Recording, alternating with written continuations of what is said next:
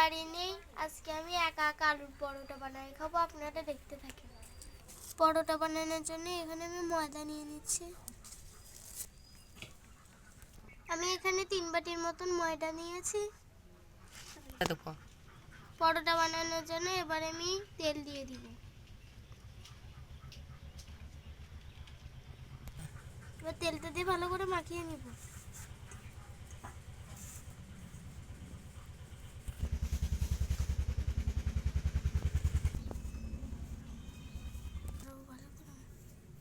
এবার আমি সামান্য লবণ দিয়ে দেব। অল্প অল্প জল দিয়ে ময়দাটা মাখিয়ে নিব। এই যে আমার ময়দাটা মাখানো হয়ে গেছে, এবার একটু ঢেকেতে রেখে দেব। আলুর পরোটা বানানোর জন্য 2টা আলু আমি সিদ্ধ করে নিয়েছি। এবার 2টা আলু আমি ভালো করে ভেজে নেব। আলুগুলো হাতে ভালো করে, এবার আমি আলুগুলো ভালোভাবে মাখিয়ে নিব।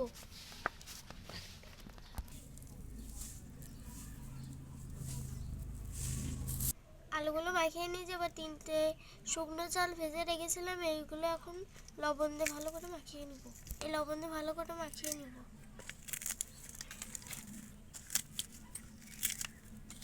এগুলো ভালো করে মাখানো হয়ে গেছে। এবার পেঁয়াজ কুচি আর কাঁচা লঙ্কা কুচি দিয়ে দেব। সব কিছুতে ভালোভাবে মাখিয়ে নেব। এবার দিয়ে দেবো সর্ষের তেল।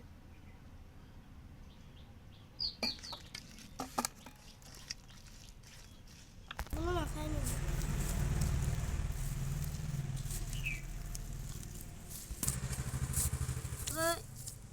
এইভাবে সুন্দর করে সবকিছু মাখায় নিতে হবে। আমার আলুটা মাখানো হয়ে গেছে, এবার আমি পরোটাগুলো বানিয়ে নেব। দেখেন কত সুন্দর মোলাম হয়ে গেছে।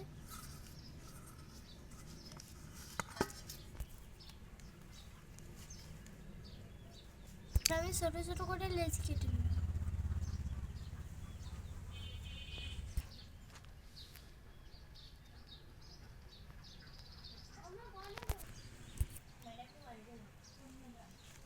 আমি এটাই করে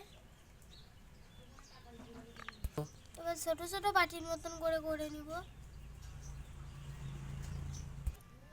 এই যে এভাবে করে নিতে হবে সবগুলো। আমি এর মধ্যে আলুর পুরগুলো দিয়ে দিব।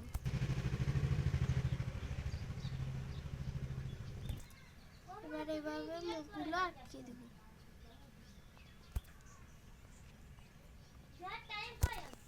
আটকে দিতে হবে।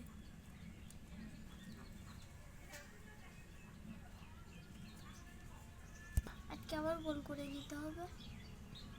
দেখেন এইভাবে গোল করে নিতে হবে। একটু ময়দা নিয়ে এগুলো বেলে নিতে হবে। পরোটাটা হালকা করে বেলে নিব।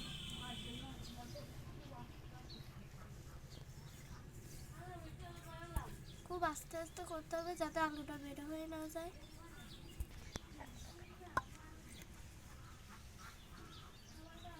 দেখেন কত সুন্দর পরোটা হয়েছে। এবার আমি একইভাবে সবগুলো পরোটা বানিয়ে নেব। দেখেন আমার সবগুলো আলু পরোটা বানানো শেষ। এবার ভেজে নিতে হবে এইগুলো। এই চুলাটা ধরাই দিয়েছি, এবার পরোটাগুলো ভেজে নেব। এবার আমি পরোটাটা দিয়ে দেব। এবার আমি একটু তেল দিয়ে দেব।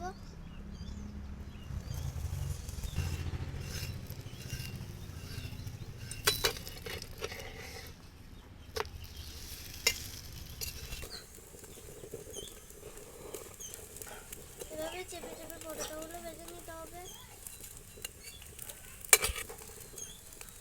এটা হয়ে গেছে, এবার উঠিয়ে নেব।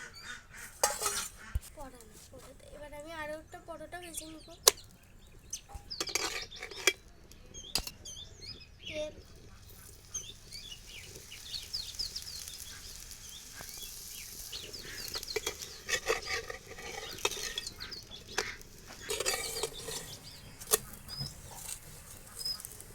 দেখুন কত সুন্দর ফুলে উঠেছে। দেখেন এই পরোটাটা আমার ভাজা হয়ে গেছে, এবার আমি উঠিয়ে দেব।